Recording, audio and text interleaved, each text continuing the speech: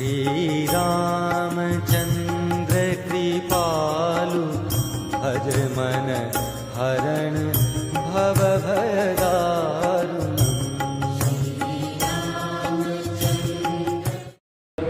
से पूछा गया था राम कथा और याज्ञवल्क्य जी गाने लगे शिव कथा और भरद्वाज ने बड़े गंभीरता के साथ शिव कथा सुने। कोई भी प्रश्न नहीं, कैसा भी विक्षेप नहीं कि भगवान मैंने तो आपको शिव कथा के लिए निमंत्रित किया था और आप राम कथा के लिए निमंत्रित किया था और आप शिव कथा सुना रहे हैं। भरद्वाज जी ने भी बहुत प्रेम पूर्वक शिव कथा सुनी। याज्ञवल्क्य जी को मेरे व्यास गादी से कहना पड़ा कि भरद्वाज आप सचमुच में राम भक्त हो। व्रतमय मैं का शिव चरितम, मैं पहली शिव चरित इसलिए कहा कि मैं देखूं कि सचमुच तुम राम को सुनने योग्य हो। और बाद लोग आचार्य लोग श्रोता भी निर्धारित करते हैं कि सचमुच या श्रोता सुनने लायक है। पंडित जी आगे के लाइन के श्रोता यदि मार्मिक हो, ग्राह्य करने वाले हो, बात को समझने वाले हो, तो कथा अपने आप प्रवाह हो जाती है। और कहीं आगे के श्रोता पूछ रहा है बैठे कैसी भी बात आप कहो तो ऐसे आपको देखेंगे कि आप सब गलत नहीं बोल रहे। हमारे गोस्वामी तुलसीदास जी ने तो कहा तो बाबाजी में कि रोटी दूध आदि केला के बाकी वो सब वेद वाक्य। जो भगवान के गुणगणों का गान करेगा उसको रुपए की और भोजन की कमी नहीं होगी। और बाकी तो वेद बताता ही है कि उत्तर उसकी कितनी वृद्धि होगी, उसके परिवार का कितना नाम होगा, भगवत भक्तों में उसका कीर्ति होगा। तो हमारा तो स्वार्थ भी है और परमार्थ भी है।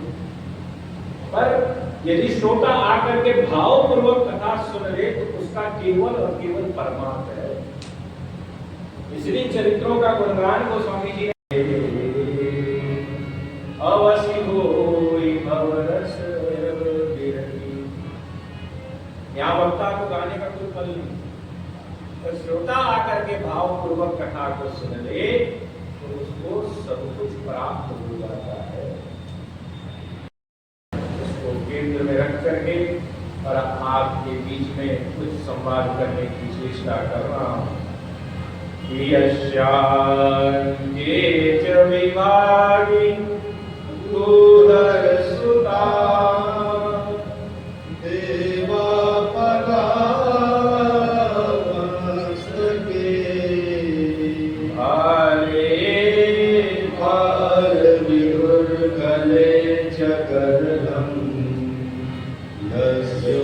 रसी व्याधरा सोयं भूति विभूषणा सुरवरा सर्वाधिपा सर्वदा सर्वा सर्वगता शिवा सशिवा श्री शंकर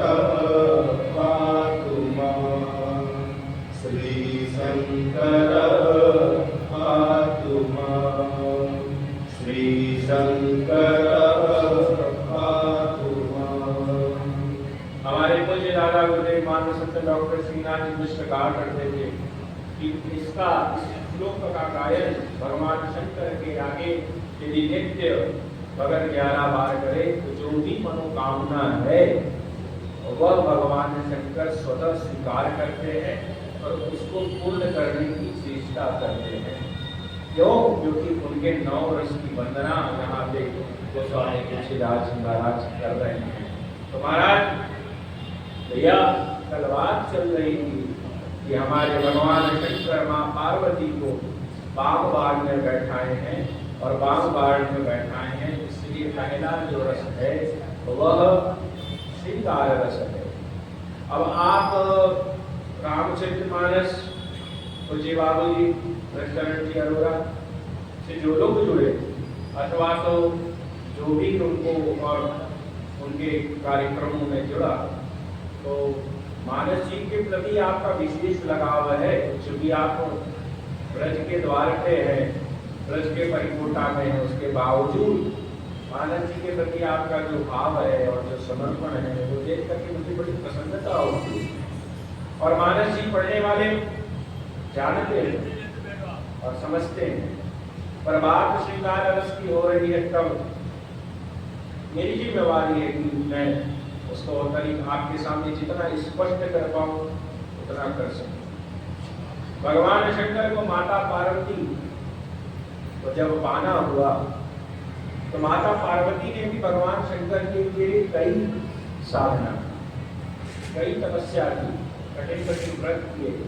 माताओं का आज बहुत बड़ा व्रत, तीज का व्रत आज हमारे पूरे भारत में माताएं सज सवर के माता पार्वती और भगवान शंकर का आज आराधना और निर्जला करती बिना पानी और अन्न के करती है। तो माँ पार्वती को सहज नहीं मिल गए। सती जिस समय शरीर छोड़ रही है, भगवान विष्णु सन्निकट आ जाते हैं और भगवान विष्णु से कहती है कि आप मुझे वरदान दें। भगवान विष्णु कहते हैं कि मेरे चलते आज आपकी यह दशा है, मेरे कहीं आपको संशय हुआ और कछु न परीक्षाली प्रणाम तुम्हारी नारी, और आपने महादेव से झूठा, जिसका फल स्वरूप यह हुआ कि आज भगवान शंकर से आपको दूर होना पड़ रहा है। फिर भी आप क्या चाहती हो, बोलो। तो गोस्वामी तुलसीदास जी महाराज वर्णन करते हैं कि उस समय सती ने कहा कि मरण समय दर्शन परम आगा जन्म जन्म शिव पद अनुराधा, मेरे को जन्म जन्मांतर तक भगवान शंकर का ही चरण सेवा मिले। गोस्वामी जी की लिखने की विधि अलग है, तो बहुत बहुत बड़े बड़े प्रसंगों को शॉर्ट में करके और आगे बढ़ जाते हैं। उसके बाद तुरंत पार्वती के जन्म की कथा को ले आते हैं। हिमाचल में यहाँ माँ पार्वती का जन्म होता है और नारद हिमाचल में गुरुदेव है, इस कारण से हिमाचल में यहाँ नारद जी पहुंच जाते हैं, माँ पार्वती के हस्तरेखा को देखते हैं और हस्तरेखा देखने के बाद नारद जी गणना करते हैं। नारद कौन है? भगवान कृष्ण स्वयं कहते हैं ऋषियों में मैं नारद। बनारस के काशी के विद्वान नारद का अर्थ करते हैं कि नारद जिसकी बात रद्द न हो उसको नारद कहते हैं। जो वो कह दिए वो प्रमाणिक है, वो कभी खंडित ना हो सके, उसका नाम नारद है। नारद जी हस्तरेखा देखते हैं और देख करके कहते हैं जो ही जटिल अकाम मन नगन अमंगल वेश, ये इसका जो आदमी होगा वो ऐसा होगा। और यही हस्त पे लिखा है, बड़े हस्त कर ये इसका आदमी योग्य होगा, जटिल होगा, अकाम होगा, नगन अमंगल वेश। अब आप प्रसंग में कभी दृष्टि डालिए तो उस समय अब आपको लगा कि मेरी एकमात्र पुत्री और उसकी यह अवस्था होगी, उसको ऐसा दुल्हा मिलेगा, मुझे ऐसा दामाद मिलेगा, और गर्म आंसू आंख से निकले। दुख के आंसू जो होते हैं वो गर्म होते हैं। और माँ पार्वती ने जिस समय नारद जी महाराज से गणना सुनी तो नारद जी महाराज की गणना सुन के माँ पार्वती के नेत्र से भी आंसू हुए, पर वह आंसू ठंडे, वह प्रसन्नता के आंसू थे। उस समय माँ को लगा कि यह जो भी रूपरेखा गुरुदेव ने बताया है ये सब कुछ जिसको अपने गुरु के वाक्य के ऊपर विश्वास नहीं है उसको स्वप्ने में भी सुख की प्राप्ति नहीं। गुरु के वचन प्रतीक न सपने सुगम न सुख थे, तो स्वप्न में भी सुख की प्राप्ति नहीं हो सकती। और नारद जी ने कहा कि पर ऐसा दुल्हा मिलेगा इसको, पर उसके लिए भी इसको तपस्या करनी पड़ेगी, तपस्या करनी। और माँ पार्वती तपस्या करने गई है।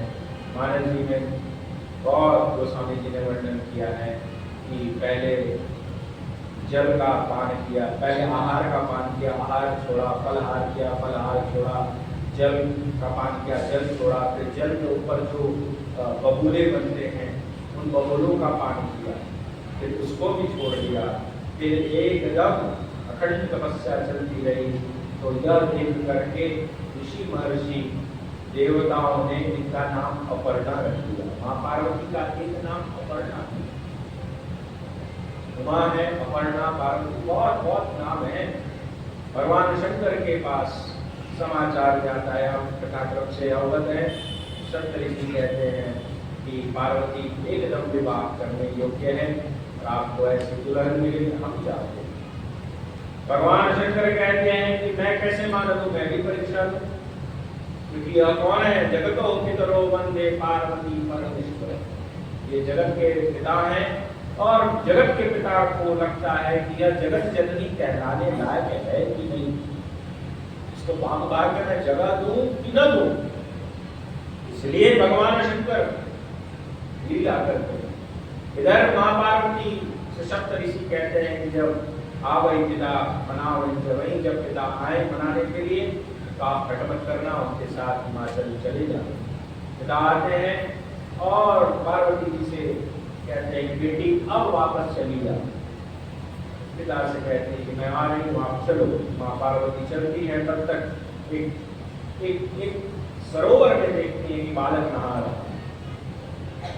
बालक को नहाते देख माँ पार्वती आगे बढ़ रही है, पर बालक इतना मार्मिक दिख रहा है, उस पर दृष्टि पड़ जाती है और देखते ही देखते माँ देखती है कि एक मगर आ रहा है और बालक के पैर को पकड़ा और बालक को खींच करके सरोवर के मध्य में ले जा रहा है और वो दूर से चिल्ला रहा है कि माँ रक्षा करो, माँ रक्षा करो, माँ रक्षा करो। जिस समय यह सुना तो माँ पार्वती दौड़ते हुए सरोवर के किनारे पहुंचती है और मगर से करवत्य प्रार्थना करते हैं कि बालक को छोड़ दो।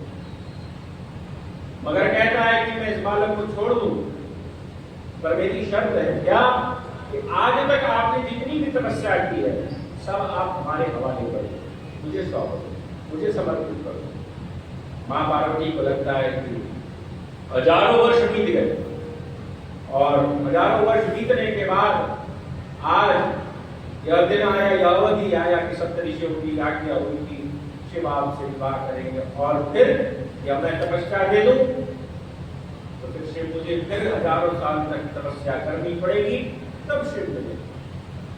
फिर माँ पार्वती को लगा कि तपस्या तो फिर कर ली जाएगी पंडित जी, पर ये बालक का प्राण बचेगा कि नहीं बचेगा, तपस्या तो मैं फिर कर लूंगी। मन ही नहीं ये आया ही। उस समय माँ पार्वती ने कहा कि मगर मैं अपनी सारी तपस्या आपको सौंपती हूँ, समर्पित करती हूँ, बालक को आप छोड़ दो। जो कहा जो बालक को मगर ने विवाह कर दिया और मगर जो है तो भगवान शंकर के रूप में प्रकट हुआ। जिस समय भगवान शंकर का प्राकट्य हुआ है, बोलिए शंकर भगवान की जय। नमः पार्वती पते।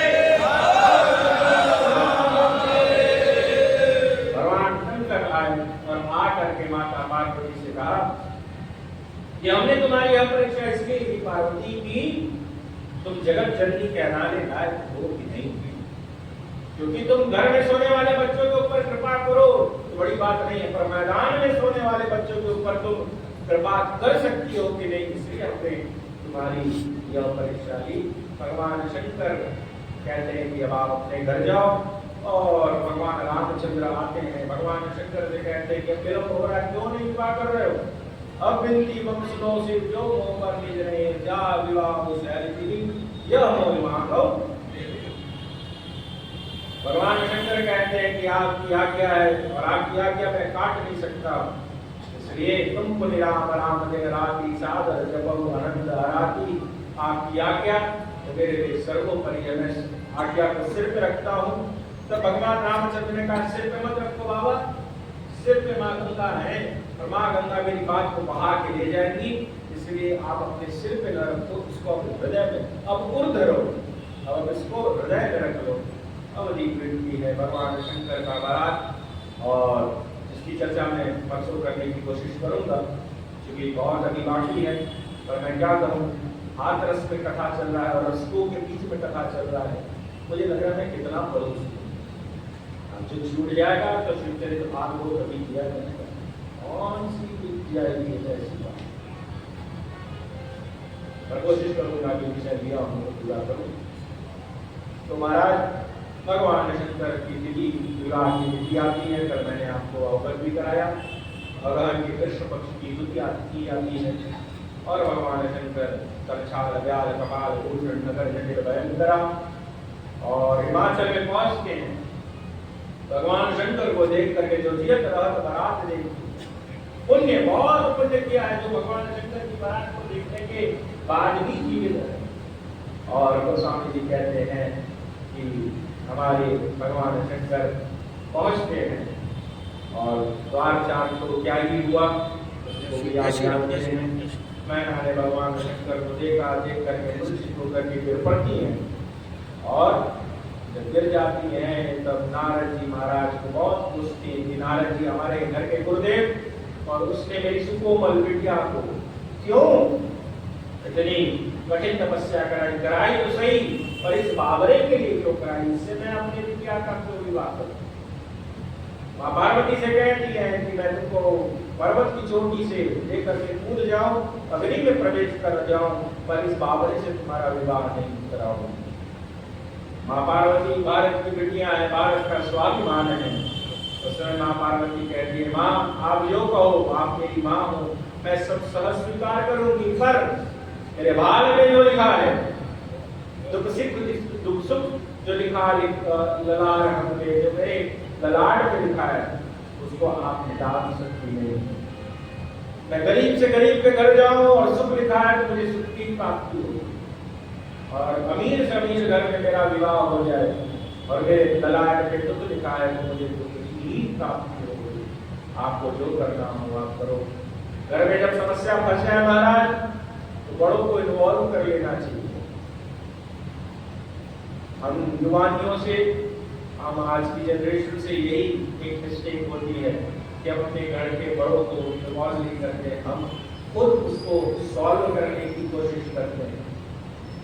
बात अपने बड़ों के सामने, क्योंकि बड़ों के पास एक्सपीरियंस है, बड़े वो भी जो आपके घर के हैं, बड़े वो जो आपके पूज्य हैं, उनसे आप अपने समस्या का निवारण कराने की चेष्टा करें। यहाँ मैना और हिमाचल और परिवार में बहुत वापों की स्थिति बची हुई है। विवाह हो न हो, जब समस्या विकट हो गई तब उस परिवार का बड़ा यानी पूज्य नारद जी महाराज लीला में प्रवेश करते हैं और उस समय मैना को समझाते हैं। तो स्वामी जी कहते हैं कि मैना सत्य सुनो भगवान, मेरी बात को समझने की कोशिश करना। मैना सत्य सुनो भगवानी जगदम्बा तब सुधा भवानी। ये जो तुम्हारे यहाँ जन्मी है, जिसको तुम अपनी बिटिया मान रही हो, वो जगदम्बा है, वो जगत की माँ, वो तुम्हारी भी माँ है। सत्य सुनना है तो यहाँ तक सुनो। अजा अनादि सत्य अविनाशनी सदा शंभु अर्धम निवास। जिसको तुम अपनी बिटिया माने बैठी हो तो सदा सर्वदा के लिए शंभु की है, भगवान शंकर की है, और उसके बाप भाग में सदैव रहती है। वो तो लीला के क्रम में तुम्हारे यहाँ वो हमारा और पूरी सृष्टि का बाप है, तो स्वयं में महादेव है। सुनी नारद के वचन तक नारद जी महाराज ने जितनी भी समस्या और विषाद और उहापोह और संशय प्रकट हुआ है, सबका खंडन करते करते करते सारी बात को समाप्त किया है। मैना और हिमाचल के मन में शांति हुई है। तो स्वामी जी कहते हैं, सुनी नारद के वचन तब सब कर मिटा विषाद, छलमो व्यापम सकलपुर घर कर यह संवाद। सब राजी हो गए भगवान शंकर के विवाह के लिए और माँ पार्वती के विवाह के लिए। तो सदैव जो अर्धंग में रहने वाली हैं, ऐसी माँ पार्वती, उनको हम प्रणाम करते हैं भगवान शंकर के समय कि जगत पितरो वंदे पार्वती परमेश्वर। उसके बाद दूसरा रस हास्य रस। दूसरा जो है वो भगवान शंकर के विषय में गोस्वामी जी कह रहे हैं कि माँ गंगा को अपने सिर पे विराजमान किए हुए हैं, इसलिए यह आश्रय है। क्यों? क्योंकि पत्नी को कोई सिर पे बैठाता है और भगवान शंकर ने ज्येष्ठ पत्नी माँ गंगा को सिर पे बैठाया है। अब आप प्रवेश करें उस कथा में तो कथा बहुत लंबी हो जाएगी। इस समय माँ गंगा ब्रह्मलोक से चली, बहुत उग्र होकर के चली। तब भगीरथ ने निवेदन किया महादेव से कि आप गरीब को अपनी जटाओं में फंसाओ। तो माँ गंगा को अहंकार हो गया कि अरे बाबा मुझे अपनी जटा में क्या फंसाएंगे, मैं उनके समेत बाहर ले जाऊंगी। भगवान शंकर ने जटा को खोल दिया और जटा को खोलने के उपरांत माँ गंगा को जटा में प्रवेश कराया। और जब माँ गंगा जटा में प्रवेश की है तो ऐसा उलझाया महाराज, ऐसा उलझाया कि फिर हजारों वर्ष तक भगीरथ को तपस्या करनी पड़ी। और भगीरथ ने तपस्या की तब माँ गंगा फिर भगवान शंकर की एक जटा से वो बूंद करके निकली। वह बूंद करके जो माँ गंगा निकली है वही गंगा पूरे भारत में प्रवाहित है और वह गंगा सबको तार रही है। हमारे धर्म सम्राट, मैंने कथा के क्रम में किसी ने कहा था, धर्म सम्राट रामकृष्ण ने पूज्यपाद गर्भात्री की माँ बाप कहा करते थे कि माँ गंगा में बहुत सामर्थ्य है, वह पाप को धो देती है। तो एक भगत ने कहा क्या प्रमाण है?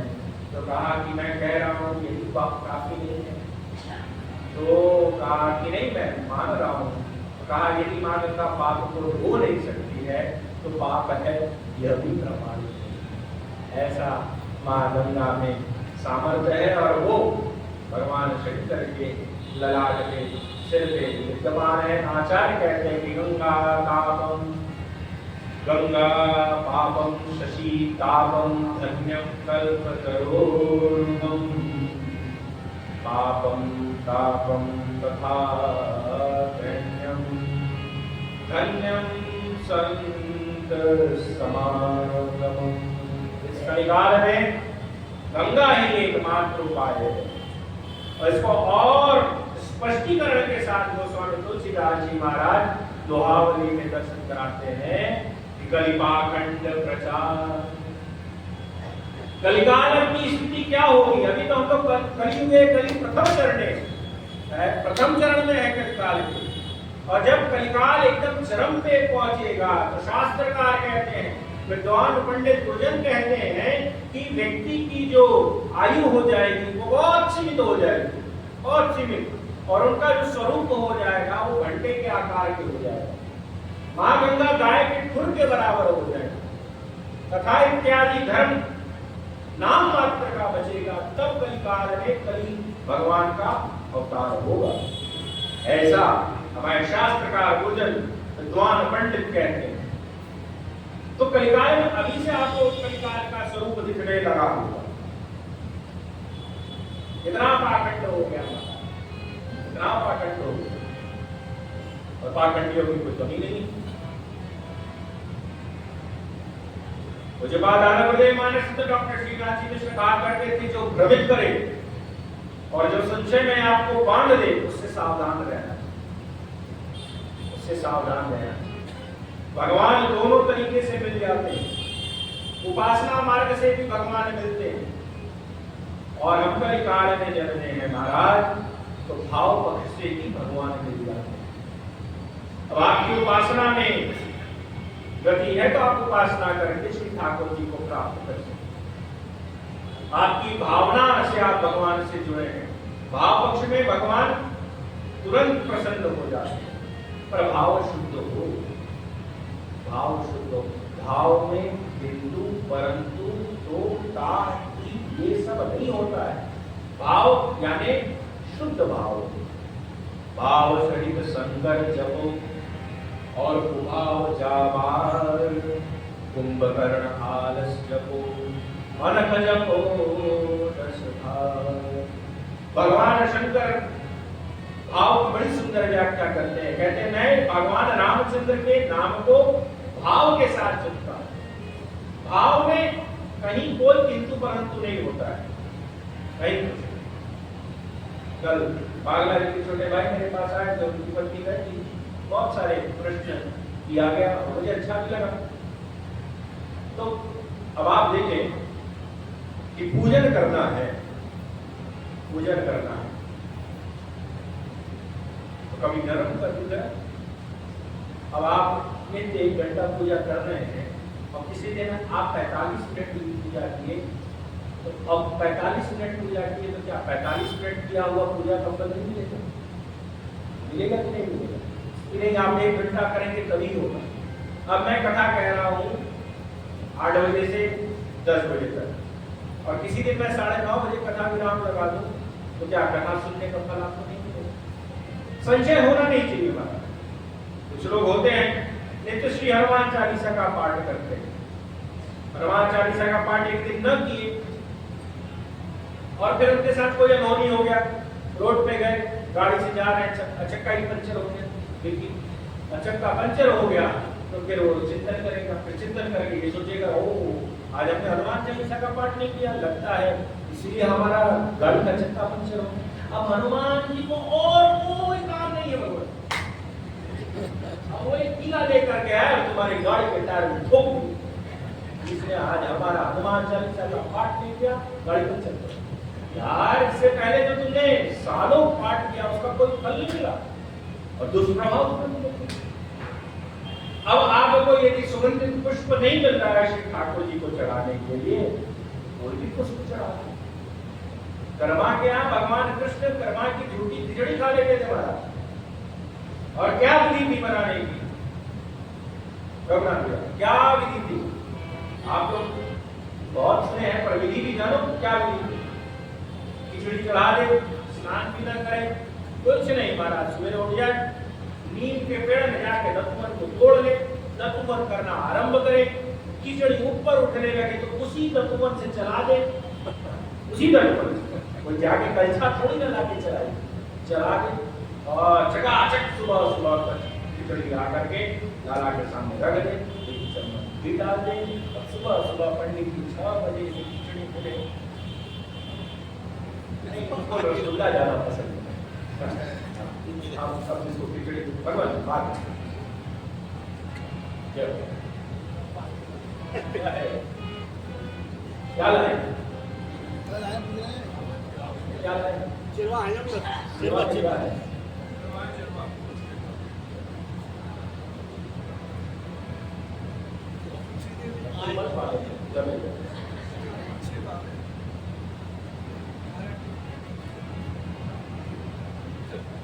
मधुर मधुर राम सीता राम सीता राम सीता राम मधुर मधुर राम सीता राम सीता राम मधुर मधुर राम सीता राम सीता राम सीता राम सीता राम सीता राम सीता राम सीता राम सीता राम सीता राम सीता राम सीता राम सीता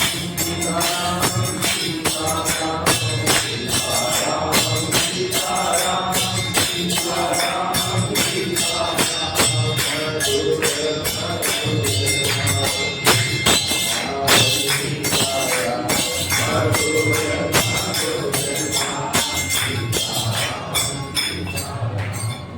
बात की जोड़ी हुई तो लाला के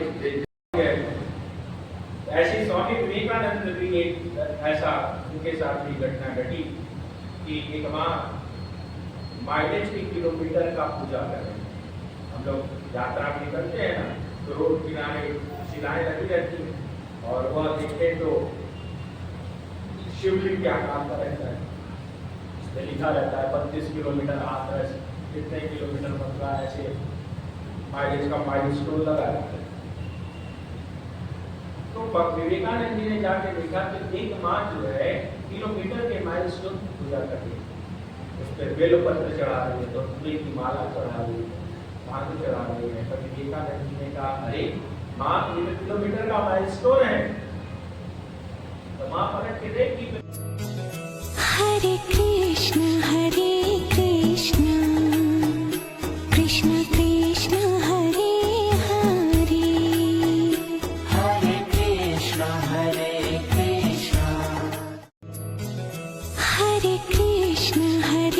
कृष्ण कृष्ण कृष्ण हरे हरे, हरे कृष्ण